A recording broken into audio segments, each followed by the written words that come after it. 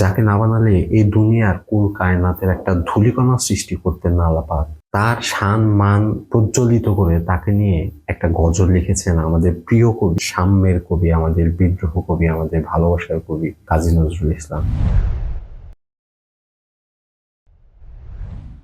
তো তার লেখাকে এক্সপ্লেন করার মতো সাহস আমার মতো অধমের নাই। তো তারপরেও খুব সহজ এবং খুব সাবলীল ভাষায় লেখা নবীজির এই শানটি বোঝার চেষ্টা করব এবং আপনাদের সাথে শেয়ার করব।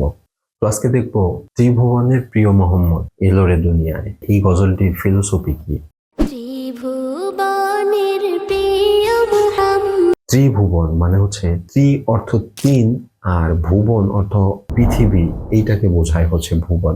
এই ত্রিভুবনের ভিতরে রয়েছে তিনটা ভুবন, যেগুলো হচ্ছে স্বর্গ, মর্ত্য আর পাতাল। পাতাল হচ্ছে মাটির তলদেশে অবস্থিত, আর স্বর্গ আমাদের উপরে অবস্থিত, আর মর্ত্য মানে হচ্ছে আমাদের যেখানে আমরা বসবাস করি, পৃথিবী, এই ধরাধাম।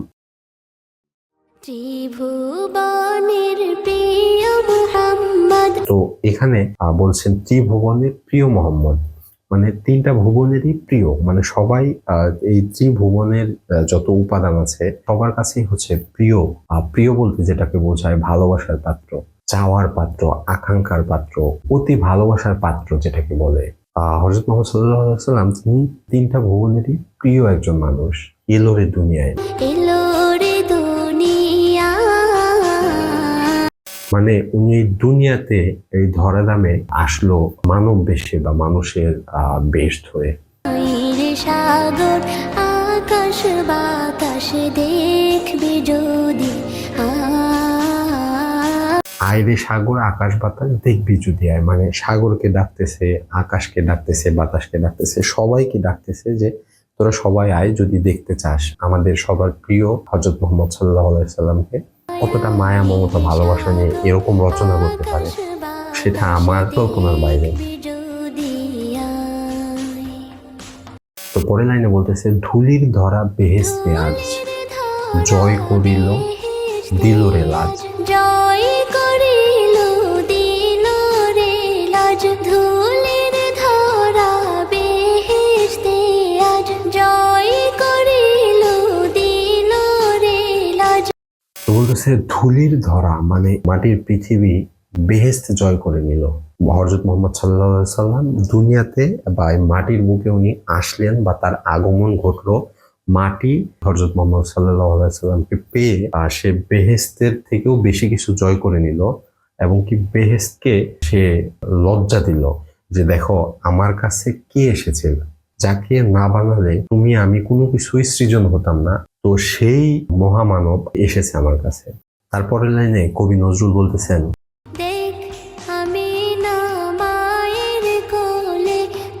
দোলে শিশু ইসলাম দোলে। কবি বলতেছে আমিনা মায়ের কোলে শিশুর ইসলাম দুলতেছে। উনি এখানে বুঝিয়েছে যে যার কাছে ইসলাম প্রেরণ করা হবে, যে কিনা এই পুরো পৃথিবীতে ইসলাম প্রতিষ্ঠা করে যাবে। মানে এখানে হযরত মুহাম্মদ সাল্লাল্লাহু আলাইহি ওয়াসাল্লামকে কবি নজরুল ইসলাম বলে সম্বোধন করেছেন, যেহেতু উনি পুরো ধরাধামে ইসলাম প্রতিষ্ঠা করে যাবেন, যার কারণে বলতেছে দেখ আমিনা মায়ের কোলে দোলে শিশু ইসলাম দোলে। তারপরে বলতেছে কচি মুখে শাহাদাতের বাণী সাগর আকাশ বা। কচি মুখে মানে ছোট মুখ বা নিষ্পাপ মুখে বলতেছে শাহাদাতে বাণী। শাহাদাত মানে হচ্ছে সাক্ষ্য দেওয়া। শাহাদাত এটা হচ্ছে আরবি শব্দ, যার বাংলা প্রতিশব্দ হচ্ছে সাক্ষ্য দেওয়া।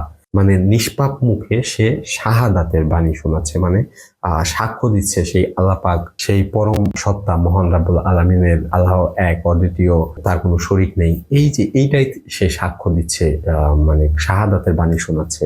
বাণী মানে হচ্ছে কোনো ভালো কথা, তো বলতেছে যে শাহাদাতের বাণী সে শোনায়। তারপর বলতেছে আজকে যত পাপীয় তাপী,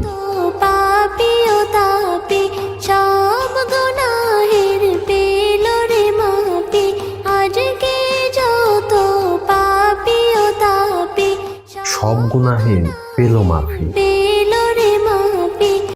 মানে আজকে মানে এই দুনিয়াতে হযরত মুহাম্মদ সাল্লাল্লাহু আলাইহি সাল্লামের আগমনে যত পাপী তাপী ছিল সব গুনাহের মাপ পেয়ে গেল সবাই।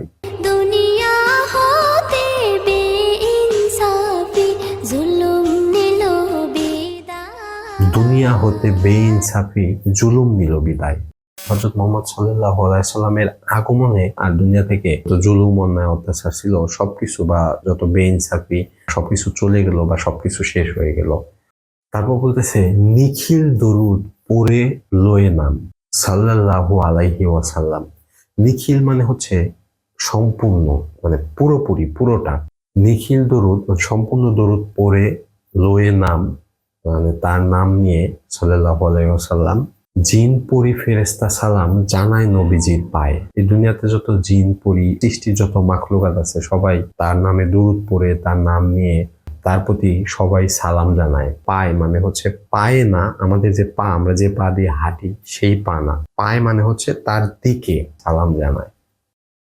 তো এই ছিল কাজী নজরুল ইসলামের লেখা এবং তারই সুর করা একটা গজল, যেটা নবী প্রেমিকদের কাছে অত্যন্ত প্রেমের, অত্যন্ত মহব্বতের, অত্যন্ত ভালো লাগা শান একটা গজল, একটা শৌকত। এটা আমি জানি না কতটুকু এক্সপ্লেন করতে পেরেছি আপনাদের মাঝে, সেটা আপনারাই ভালো জানেন। আমি আমার কথাবার্তা বা আমার জ্ঞান মেধা অতটা ভালো না, আমি জানি। তারপরে চেষ্টা করলাম যে এই পুরো গজলটার বা পুরো শানটার ওয়ার্ড বাই ওয়ার্ড ভেঙে ভেঙে আপনাদেরকে বোঝাতে, আমি নিজেও বুঝতে। তো কেমন লেগেছে ভিডিওটা সেটা জানাতে আমাকে কমেন্টস বক্সে কমেন্টস করতে পারেন।